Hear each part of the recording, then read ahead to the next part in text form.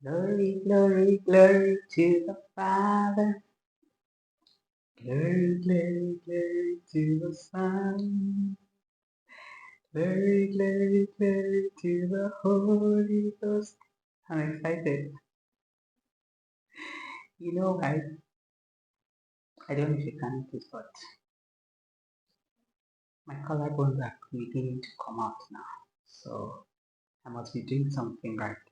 By the way, if your weight is not threatening your life, you don't need to throw out all your cookies and sodas. Just give it to your kids or hide them at the backside of the pantry behind the other groceries or pack it to church if you're like me without kids. Take it to church, share that on the school or something, okay? So welcome to Chit Chat with Dorcas, the African in Ecuador. Thank you so much for following my journey of journaling everything that I've learned and I'm learning on my weight loss journey. And so I titled the series The Cost of Weight Loss. Last month we looked at the knowledge aspect as much as you can learn why people gain weight, how to lose the different routes. And this month, November, we're going to be looking at the monetary cost of weight loss. So today we're going to see how much does it cost you in food.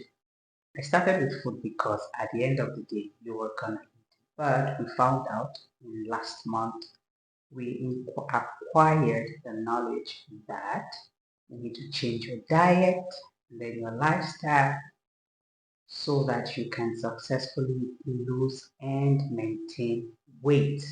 Wait, before I get into it, I want to thank you to all my subscribers, all the viewers, returning subscribers, especially to Happiness Godwin and Ken Fat for leaving me comments in my videos. I'm just a new kid on the block and you do not know what it means for somebody to watch and click on the like button and go as far as leaving you a comment. One sister, Effie of Effie's Kitchen, if I'm pronouncing the name right, even shared one of my videos. I am eternally grateful for your acknowledgement. So let's jump right into it. The first thing that we're going to look at is the price of growing your own food. If you're going to lose weight sustainably, the cheapest way would be growing your own food, but it comes with a little bit of pros and cons. So the first thing, most of us live in the cities. We don't have backyards where we can put in flower pots or soil where we can put in our veggies and fruits possibly. But that is the short, cheapest way, if not the healthiest way, because you are growing your own food. You know the chemical that is going into the food. Above everything, it is that the nutrients are preserved. So it is from the soil to the pot to the table, minimally processed, and all the nutrients are being retained. So when I checked it out, the minimum cost for growing your own food will be around from say from $100 to $700, depending on how big you want to make it. If you're going to employ the services of a gardener, if you're going to grow it yourself, it will be cheaper if you know how. But it's something you should consider, and it's not really difficult to start. Just take baby steps, like I said. For example, you can start with fresh herbs. A lot of people today grow herbs in bottles on the walls in the kitchen, at the backyard, in the wall of the backyard. You just put all your soda bottles because you're on a new journey. Take all the soda bottles or jerry cans and cut them, buy soil, put in. And seeds usually cost from what, $3, $2, depending on the part of the world you are. Manure or soil usually would cost you anything from $1, $2 per seed. And at the end of the day, when you set up a bigger garden or you finished establishing a vegetable garden, you would be spending maybe 200 to 700. That will include your little pots, your soil. Basically, that'll be that, but it will go that more higher the more details you want to put in. So that is clearing the grass, cultivating the soils and wires and everything. You can check that off, which will be very ideal for your vegetables such as tomatoes, cucumber, peppers, jalapeno pepper and your bell pepper. They are very good. They grow in pots. You can grow them in the house. You can grow lettuce. You can grow spinach. You can grow onions, garlic. All the onion family, they're very easy to cultivate at home. And if you want to go bigger, maybe things like squash, things like pumpkin, spinach. Did I mention spinach already? Yeah. Cabbage, I meant to say. Okay. Next, we'll be looking at shopping at the farmer's market. I personally, that's where I shop in Ecuador. That is where the majority of us get our food, even the high income earners, because it's straight from the farms to the market. And farmers market look like this, just on the street. Usually they are more on Saturdays. And the good thing is that it's straight from the farm. One, two, you can buy as much or as little as you want. Three, the further the day goes towards the close of the market day, you can bargain and get a whole lot cheaper. So what started out with maybe say 80 cents per pound will end up going for 60, 50 cents even, because they want to take as little produce back to the house. So that will be your next place to shop. And if that is not available, maybe you live far away from a farmer's market, then you will have to go to the supermarket. In Ecuador, the supermarkets are a bit pricey, okay? But in the United States, I learned that we have people like Trader Joe, Aldi, Windco, and the likes, all those big cooperative stores, Walmart also, where you can buy vegetables and fruits at an affordable rate if you cannot go to a local produce. Talking about growing your own food, what you can also do is, if it's available to you, when I lived in South Africa, they used to have a community club where people came together and contributed to maybe a neighbor or a piece of land from the municipality and contributed money to sow, to grow. I'm trying to use Bible language to sow, to grow, to grow fruits and veggies, and then at the harvest time, everybody would split the produce in equal parts or according to how much you contributed. That is another option if you don't have space to grow your own food by yourself. You could join one of the cooperative clubs, like they call them back there. And then the other option that you have to buy food will be to go for frozen veggies. The good thing about the frozen veggies, especially for things like broccoli, cauliflower, carrots, spinach, peas, green beans, is that they are harvested at the peak of their ripeness and frozen, and so it retains most of its flavors, especially the vitamins. It retains most of its flavors, and so you can also always have your money's worth when you're taking frozen vegetables. Another advantage is that most of them come already chopped, so you can just take it straight into the pot, as opposed to when you're buying from the farmer's market or from some supermarket. Sometimes in the supermarket also, you have to take it home and kind of process it, wash it to before cooking. Why I like to, the things I buy normally in the supermarket here is really spinach because it's washed and it's cheaper. I buy bell peppers here also and jalapeno peppers because that's the only place that I can get it. The local farmers usually don't stock them because they are perishable. They don't stay very long. So, and I buy them also on special days. So here, I think in other places too, you have what they call veg days where they give you discounts. So for example, here they give us 25% discounts every Wednesday. So I make it a duty to go on Wednesdays to shop for the vegetables that I cannot buy at the farmer's market.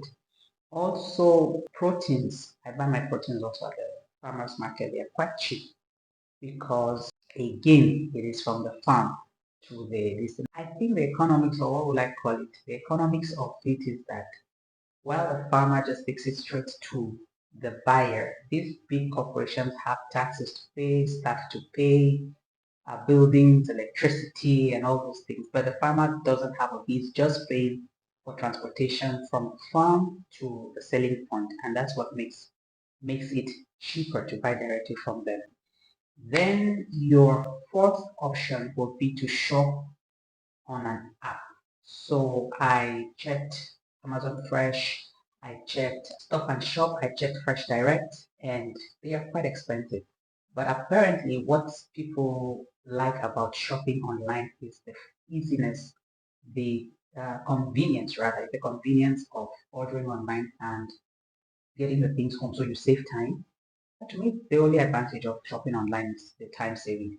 And of course, they also come prepared.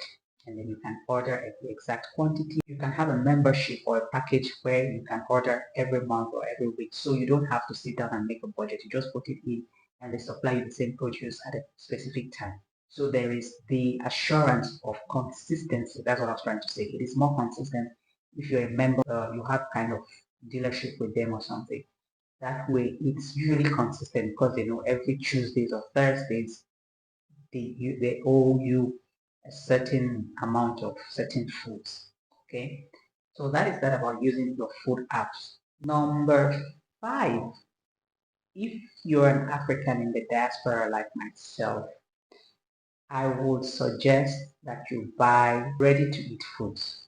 Why do I say ready-to-eat food? Most of our ready-to-eat foods, African ready-to-eat foods more especially, don't have a lot of additives like the frozen ready-to-eat foods that you find in the supermarket where they have preservatives that are not quite healthy for our bodies. So for example, if you buy say something like afang soup, a foriro or something like that, there is usually no additive to those. You just take them straight, you freeze them, which you can they usually sell I think from 3 liters, 5 liters. You can put them in portion and then you freeze them and then you have a steady supply of nutritious meals at home. It's not because I'm a Nigerian, but they are high in vegetables, they are high in protein, they are high in fiber, they are high in other minerals, and that is what we are looking for in our diet moving forward in the weight loss journey. You want something filling, you want something sustainable, and if you eat those, then you find out that you are hungrier less, so you take less calories. Another advantage of buying ready-to-eat African foods for those of us in the diaspora is that you can basically eat them with any um, any carbs. Okay, so you can have it with a potato or rice or semovita, which is always available in the shops, in African shops. If you're well disciplined, you can just have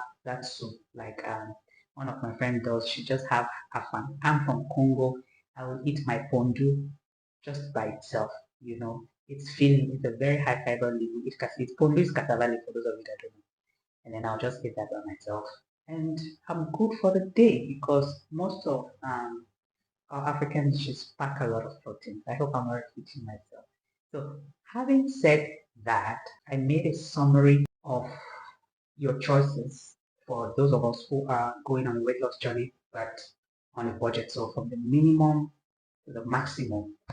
And if you're going to do your home garden to produce your own food, it looks like a huge budget to make.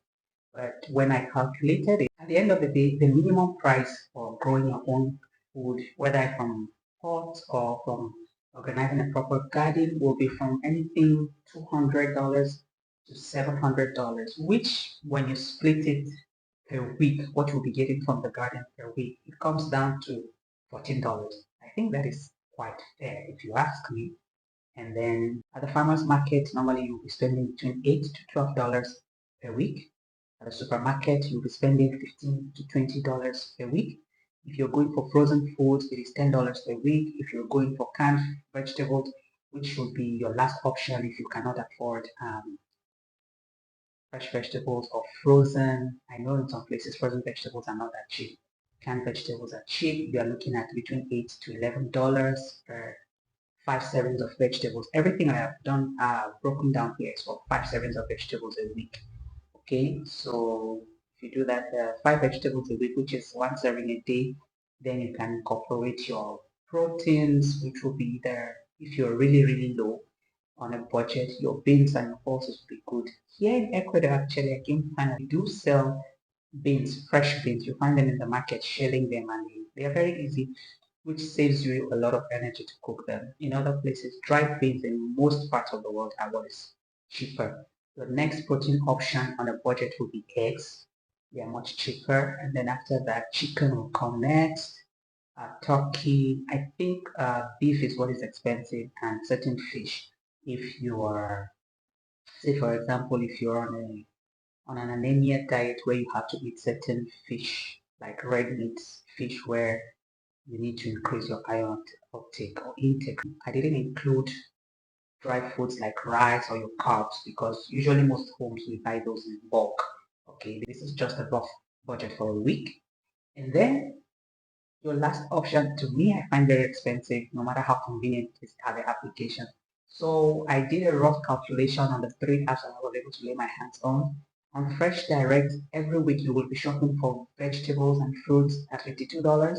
On Stop and Shop, it is $49, and on Amazon, it is $54. That's the most expensive. And then if you're going to order your ready-to-eat meals, you're going to be spending, say, $12 to $15, depending on what part of the world you are, whether you're in the States, Canada, or Europe. Those should cost you between $15 to $12 a week.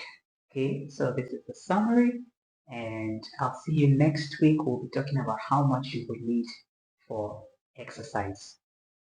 I hope you enjoyed it. I didn't want to put much of the time. It's just monetary issues, that's all. It shouldn't be as difficult as most people think. Why I did this episode is because in one of the support groups I joined on Facebook, this lady kept asking how much, how long, how much is this, how much. You just take a step. Like if you notice, I didn't put in alcohol. I didn't put soda drink. I don't take soda drinks like that. My house is not, it doesn't make the grocery list. Juice don't make the grocery list because in Ecuador we do our own juices at home. We buy the fruits and then we blend it and take it. Most Ecuadorians will add sugar to it. I don't. Most of the time I don't even make juice in the house. I rarely we take water with our food. And then what else did I want to say?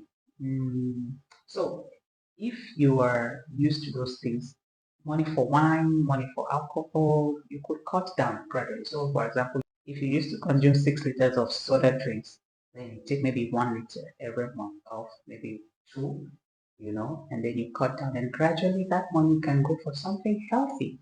Also, I said at the beginning, your snacks and your sweet food don't necessarily have to go. You can just be replacing them gradually. So if you took wine, 4 bottles of wine, then you should cut down to one, and then gradually you you put it out of your diet plan. That's just it. So I'll see you guys next week. Thank you for watching. Don't forget to like and subscribe if you found this helpful. Remember to share with a friend who is also trying to lose weight or maintain a healthy weight. Bye.